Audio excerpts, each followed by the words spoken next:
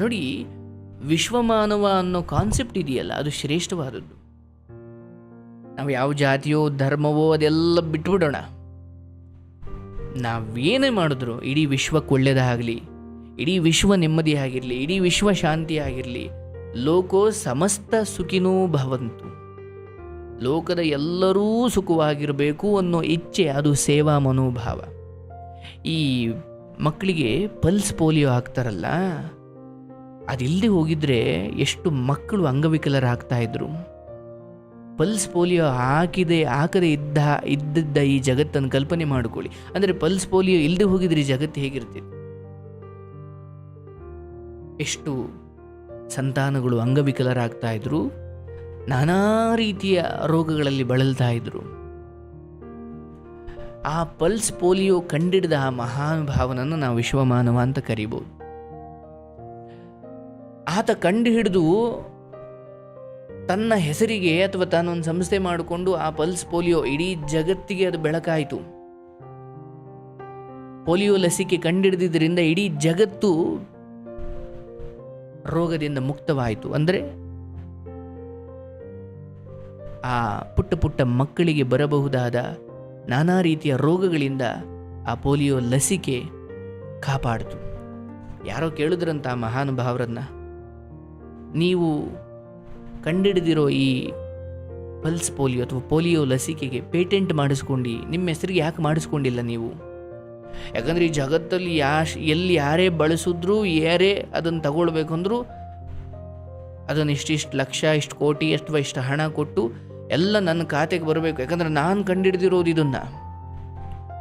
ಹಾಗೆ ಪೇಟೆಂಟ್ ಮಾಡಿಸ್ಕೊಂಡು ಅಥವಾ ಒಂದು ಕಾಪಿರೈಟ್ ಅಥವಾ ಅವರ ಹೆಸರಿಗೆ ಒಂದು ಹಕ್ಕು ಸ್ವಾಮ್ಯವನ್ನು ಪಡ್ಕೊಳ್ಳೋ ಕೆಲಸವನ್ನು ನೀವು ಯಾಕೆ ಮಾಡಿಲ್ಲ? ನೀವು ಕಂಡಿಡ್ದಿದ್ದಲ್ವಾ, ನೀವು ಯಾಕೆ ಅದಕ್ಕೊಂದು ಲೈಸೆನ್ಸ್ ಮಾಡಿಲ್ಲ? ಅದನ್ನು ಎಲ್ರಿಗೂ ಫ್ರೀಯಾಗಿ ಯಾಕೆ ಕೊಟ್ರಿ ಅಂತ ಕೇಳ್ತಾರೆ. ಅದಕ್ಕೆ ಆ ಮಹಾನುಭಾವ ಹೇಳ್ತಾನೆ, ನಮಗೆಲ್ಲ ಬೆಳಕು ನೀಡ್ತಾ ಇರೋ ಸೂರ್ಯ ಪೇಟೆಂಟ್ ಮಾಡಿಸ್ಕೊಂಡಿದ್ಯಾ? ಹೇಗೆ ಆ ಸೂರ್ಯ ಎಲ್ಲರಿಗೂ ಬೆಳಕನ್ನು ಕೊಡ್ತಾನೆ, ಹಾಗೆ ನಾವು ಆ ಸೂರ್ಯನಿಂದ ಕಲಿತ ಪಾಠ. ನಾನು ಕೂಡ ಪೋಲಿಯೋ ಲಸಿಕೆಯನ್ನು ನನ್ನ ಹೆಸರಿಗೆ ಅಥವಾ ನನ್ನ ಕೇಳೇ ಮಾಡಬೇಕು, ಇಲ್ಲ, ಇದರಿಂದ ಲೋಕಕ್ಕೆ ಒಳ್ಳೆಯದಾಗಬೇಕಷ್ಟೇ ಅಂತ ಹೇಳಿದಂತೆ. ನೋಡಿ ಎಂಥ ಮಹಾನುಭಾವ. ನಾವು ಏನೋ ಒಂದು ಚಿಕ್ಕದು ಮಾಡಿಬಿಟ್ರೆ ಊರು ತುಂಬ ಹೆಸರು ಹಾಕೊಂಡು ಓಡಾಡ್ತೀವಿ. ಏನೂ ಮಾಡಲಿಕ್ಕಾಗಲ್ಲ, ಬಟ್ ಹಿಂಗಿರ್ತಾರೆ ದೊಡ್ಡ ಮನುಷ್ಯರು. ಸೊ ಹೀಗೆ ನಾವು ಲೋಕದ ಸೇವೆ ಮಾಡಬೇಕು ಅಗತ್ಯ ಸಿಕ್ಕಾಗ. ಒಮ್ಮೆ ಒಂದು ರಾತ್ರಿಯ ಸಮಯ, ಏನೊಂದು 12 ಗಂಟೆ 11 ಗಂಟೆ ಆಗಿರಬೇಕು. ರೈಲಿನಲ್ಲಿ ಒಬ್ಬ ಯುವಕ ಪ್ರಯಾಣ ಮಾಡ್ತಾ ಇದ್ದಾನೆ. ಅದೇ ಬೋಗಿಯಲ್ಲಿ ಒಬ್ಬ ಮುದುಕ ಕೂತಿದ್ದಾನೆ ಆ ಕಡೆ ಕಿಟಕಿ ಪಕ್ಕದಲ್ಲಿ. ಆ ಮುದುಕನ ಮುಖದಲ್ಲಿ ಏನೋ ದುಗುಡ, ಭಯ, ಆತಂಕ, ಏನೋ ಕಳ್ಕೊಂಡಿದ್ದೀನಿ ಅನ್ನುವಂತಹ ಆ ಮಟ್ಟಿನ ದುಸ್ಥಿತಿಯಲ್ಲಿ ಆ ಮುದುಕ ಕೂತಿದ್ದಾರೆ. ಆ ಯುವಕ ಈ ರೀತಿಯ ಸೇವಾ ಮನೋಭಾವದ ಹುಡುಗ. ಅವನು ತುಂಬ ಸಮಯ ಆ ಮುದುಕನನ್ನು ಗಮನ ಇಟ್ಟು ನೋಡ್ದ, ಅಬ್ಸರ್ವ್ ಮಾಡ್ದ. ಯಾಕೆ ಪಾಪ ಈ ಮುದುಕ ಅಥವಾ ಈ ವಯಸ್ಸಾದ ಹಿರಿಯರು ಯಾಕೆ ಇಷ್ಟೊಂದು ಭಯ ಆತಂಕದಲ್ಲಿದ್ದಾರೆ ಅಂತ ಅವನು ಎದ್ದು ಹೋಗಿ ಆ ಮುದುಕನ ಬಳಿ, ಯಾಕೆ, ಏನಾಯಿತು, ನನ್ನಿಂದ ಏನಾದರೂ ಸಹಾಯ ಆಗಬಹುದಾ ನಿಮಗೆ, ಅಥವಾ ನಾನೇನಾದರೂ ನಿಮಗೆ ಸಹಾಯ ಮಾಡಲಾ ಅಂತ ಆತ ಕೇಳ್ದ.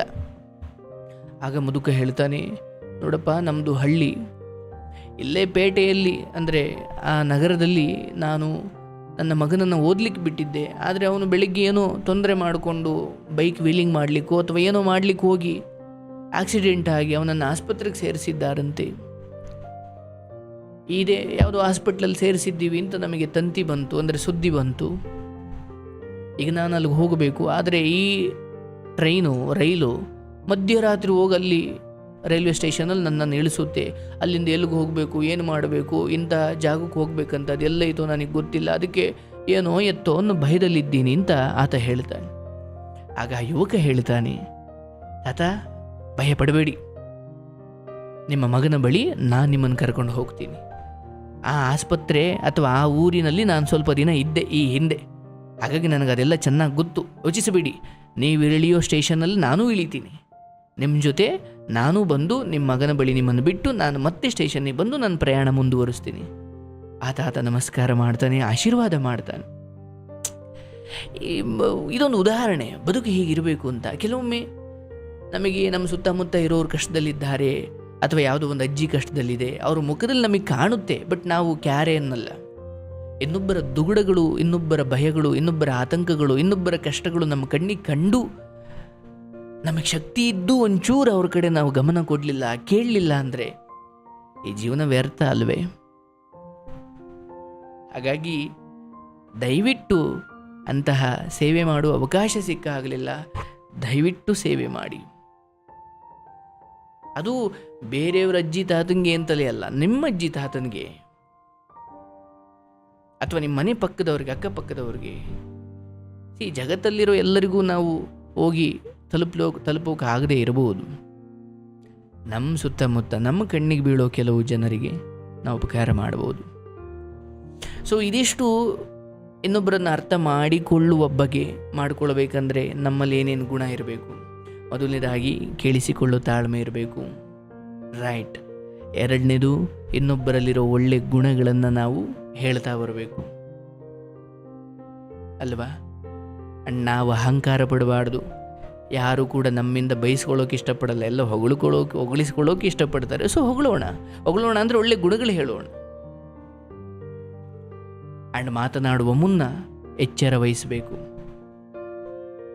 ಅದೊಂಥರ ಪೇಸ್ಟನ್ನು ಗಟ್ಟಿಯಾಗಿ ಇಸುಕಿದಾಗ ಸಡನ್ನಾಗಿ ಒಂದಷ್ಟು ಪೇಸ್ಟ್ ಆಚೆ ಬಂದಾಗ ಮತ್ತು ಒಳಗಡೆ ಹಾಕ್ಲಿಕ್ಕೆ ಕಷ್ಟವೋ ಹಾಗೆ ಆಡಿದ ಮಾತನ್ನು ವಾಪಸ್ ತಗೊಳ್ಳೋದು ಅಷ್ಟೇ ಕಷ್ಟ. ಸೊ ಇನ್ನೊಬ್ಬರೊಂದಿಗೆ ಹೊಂದಾಣಿಕೆ ಆಗುತ್ತಿಲ್ಲ ಅಂದಾಗ ಬಿಟ್ಬಿಡೋಣ, ಆದರೆ ದ್ವೇಷ ಮಾಡಲಿಕ್ಕೆ ಹೋಗಬಾರ್ದು. ಆ್ಯಂಡ್ ನಮ್ರತೆ ಬೆಳೆಸ್ಕೊಳ್ಳೋಣ, ಹಾಗೂ ಇನ್ನೊಬ್ಬರ ಸೇವೆ ಮಾಡೋಣ. ಇವೆಲ್ಲ ಗುಣಗಳಿಂದ ನಾವು ವಿಶ್ವಮಾನವರಾಗ್ಬೋದು ಅಂತ